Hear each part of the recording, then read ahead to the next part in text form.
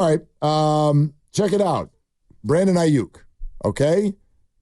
This meant something to me. If it doesn't mean anything to you, fine. But I've expressed over the last 2 weeks a very healthy share of frustration with Brandon Aiyuk. Certainly the situation, and it's not all on Brandon at all. The 49ers have had many, questionable approaches this summer. But when you get to August, whether it was 10th or 12th or whatever, and that deal is all the way up in the $30 million range, and then you still skip camp, and you make everybody so frustrated.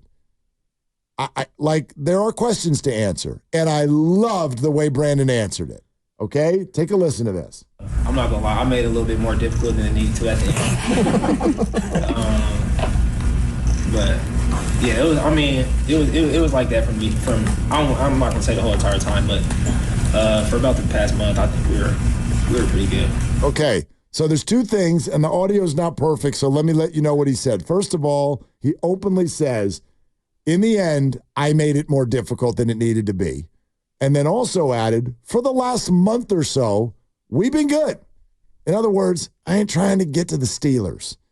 Really for the whole month of August, which again, we can question all kinds of things in terms of, then dude, why didn't you just sign? Yeah, that just real quick, Mark, makes me think about the fact that the team said that the offer that was on the table August 12th is the same offer that he signed some weeks later. So he's almost corroborating that insofar as, since August for the last month, I've been chilling, knowing that this was on the table. And so he wasn't playing because he didn't want to go to camp. Yeah. Or he thought something was going to happen that never happened. But my point is, because today, I really do feel like today is about acceptance, forgiveness, whatever. It's not like anybody did anything to us personally. I don't need to forgive anybody. But I accept the Niners offseason. I accept Brandon and his agent. I accept Trent Williams. Everything with the 49ers today is about, okay, wipe it clean. Maybe you were mad. Maybe you don't love this contract, that contract, whatever. Wipe it clean. You got a game in 6 days.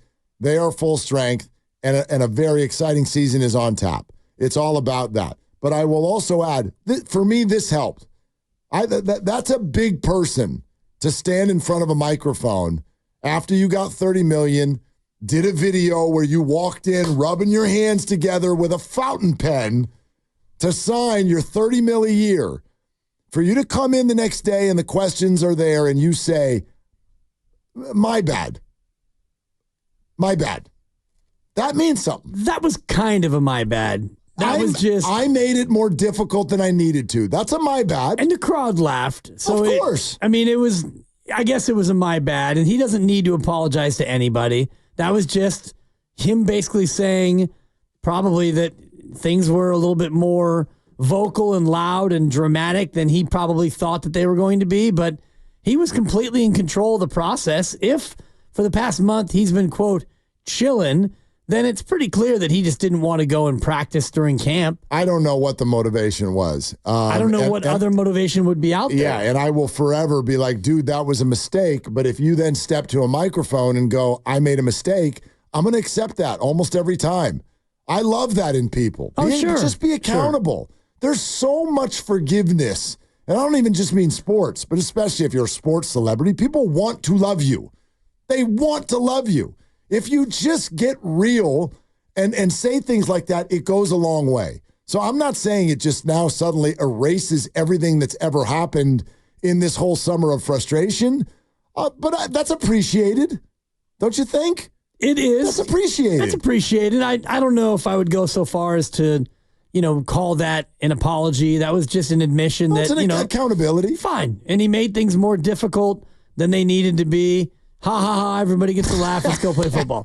And I get it. It's, he made it as difficult as they felt like they needed to make it. And if they could have gotten this money back on August 12th when the offer was reportedly made and the offer, according to sources, didn't change from then to now, that would be my real curiosity is why did you wait until now? And if it's as simple as, well, I didn't want to go to camp, Ha ha ha ha. We all laugh again. And I just wonder internally if there is any. No, but I mean, that would be hilarious if he did. Funny. Because that's the real answer. I can't imagine any other reason. He was physically in the building. Yeah. Maybe he thought he was going to get more. Holding in? Maybe he thought he was going to. Maybe he wanted to wait for CD. Okay. Maybe he wanted to wait for CD. And he's allowed to do it. Yeah, and he thought the number would go up. I think it's crazy to think, after all we talked about, I think it's crazy to think that you're going to get an offer of 30 and it's going to go up from there. Especially when it already went up from 26 reportedly. That's largely what you asked for. And the only reason I feel like we know that is because his personal coach told us, give him the Amon-Ra deal and he's here. Yeah. And then they gave him the Amon-Ra deal and he wasn't there. And so that's exactly that to me was the mistake. And if he wants to own up to that, then we're good. Well, we're good. Like you know what I mean? And we're good as long as you go out there and you hold up your end of the contract. And that's where I don't know about the calculation of holding in, if he really thought about the fan part of it and what the ramifications will be among fans if he goes out and has a slow start, if he goes out and goes soft tissue, if he goes out and drops a couple of big passes in a game that you ultimately lose. Fans are still ragging on Nick Bosa. Yeah. Our very morning show is calling out Nick Bosa as, you better have a better year this year. And, your feet to the fire and all the rest of it because of what happened last offseason. Do you think that players really, I get that their public perception and persona and branding and everything, it matters to them. But it's also funny sometimes. We do this in the media. Boy, we think highly of ourselves.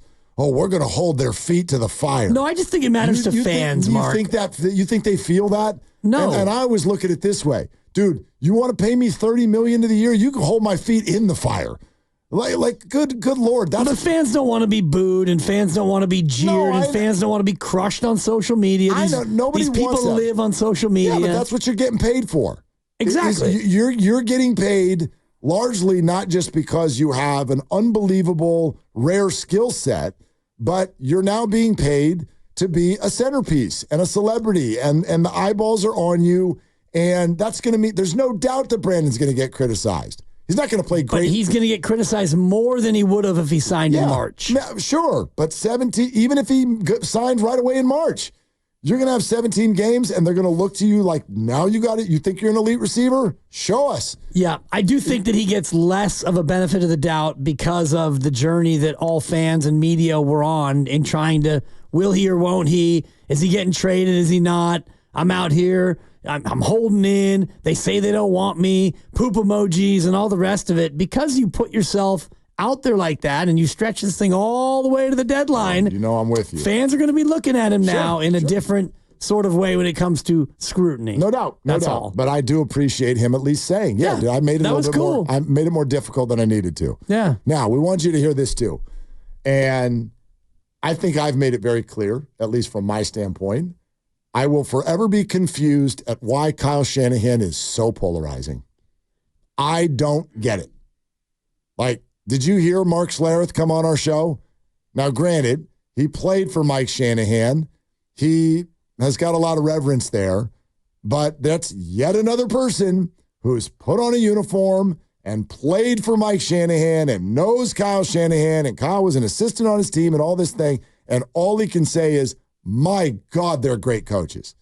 Great, legitimately great coaches. Yet there is still that brigade of 49er fans want to talk about holding feet to the fire. Oh, that choke artist, that can't win the big one, that snooty, arrogant, there it is. White suit with Rick Ross. Are you kidding me? Snot-nosed Kyle Shanahan. Okay.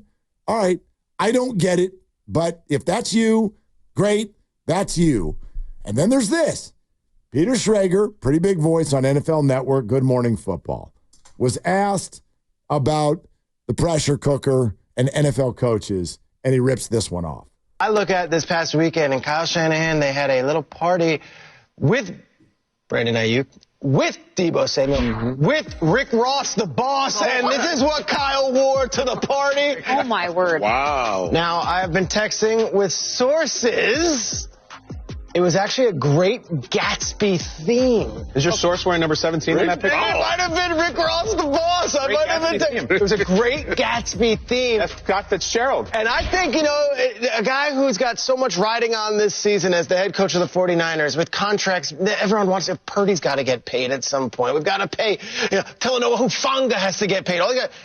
Kyle's coming in there, and he's grown the hair out. Mm-hmm. He bookended his summer with the McCaffrey wedding, where he was wilding out, and this amazing Great Gatsby. This is me saying, hey, I've got the swag. My team's got the swag. You guys could poke holes in us all summer long. We good. In fact, we Gucci. Hey, Gucci. I think Kyle Shanahan's got the most riding on this season. I also feel like he has no doubts that his team is ready to go. I'm going to say the head coach of the defending NFC champions, Kyle Shanahan's got the most on his shoulders. And he's got some hair rocking on it, too. He's growing out that hair, and I respect it. And he was rocking it like Gatsby on Friday night. Sometimes I have a hard time with when we just see someone in a picture and we've decided that this means this about what they're thinking and who they are as a person and all that. Dude went to a party. Chill. His party. He throws a party every year for their 53-man roster announcement. So you announce the 53, and you have a party. A team party. You've been to team parties. I've been to team parties. And this is basically a preseason team party. Let's get together. I used to coach volleyball in high school. Let's all get together at somebody's house, have pizza, and just talk about the year a little bit. Right, yeah. Lay out some goals and, we'll vote on our captains. It'll be fun. Peter's right. I've never worn a white suit to a team party. I have never had Rick Ross show up. However, this is the damn San Francisco 49ers. And I don't think if Kyle's hair is a little bit longer, it means that he now got two'd. That's not what it just means. His hair's a little bit longer. And if Kyle is a little arrogant or the Niners are confident, hello, they're the 49ers. I certainly hope they're confident. Exactly. Very good football team. You're playing at a high level. You're celebrities. Sure, go ahead and be confident. There is one thing about the way this was worded. And I really wonder what a lot of you think about this now. Because the way he worded it was not hot seat. He didn't use the word pressure. He said Kyle Shanahan, of all NFL coaches, has the most riding on this year. It's a little different. Do you buy that? That Kyle has the most riding on this year? Of any NFL coach. No, I think that there's easy 3 or 4 coaches that have more riding on it. For example, the guy in Dallas, Mike McCarthy, he's got more riding on it. How about Sirianni? Nick Sirianni's got more riding on it. I would even say that the opponent in week 1, Bobby Saleh, Robert Saleh's got more riding on it. Because if you have a healthy Aaron and you still don't do great, or if you lose Aaron again and you don't do well, those Jets fans can turn on you. New York City will turn on you. Can I give you another one? Yeah. His name is Dan Campbell. Yeah. Do you know? I don't think so, but take his contract. No, not his contract. Do you know what people would say about Kyle Shanahan if he did in the NFC Championship game what Dan Campbell did? We're going to bite a kneecap off. You're literally Couple calling of 4th down conversions. Well, Dan Campbell took this team from an absolute embarrassment on the scrap heap, not single-handedly. Sure. What he has done for that team and that city and that entire organization, he could do the same thing again this year. And he'll be criticized, but I still think that he can survive it just fine. Again, I'm not talking necessarily about hot seats and firings. I get it. You're talking about a lot on his shoulder. Right. And you're right. The bar is low in Detroit. But oh, my God, if anybody really mismanaged a playoff game this year, it was easily Dan Campbell above all other NFL coaches. But that was the Detroit Lions that had a playoff game. Absolutely. I mean, he could have mismanaged that another 14 ways, and they still would throw a parade in his honor. All right, so 888-957-9570, that's the number. Do you view this as a pressure cooker year for Kyle Shanahan? What is on the line? And how does that compare to other coaches? We can get into that. Is Kyle Shanahan under pressure? How would you answer that? 888-957-9570 is the number. We're presented by Fremont Bank, celebrating 60 years of full-service banking with no compromises. Willard and Dibs.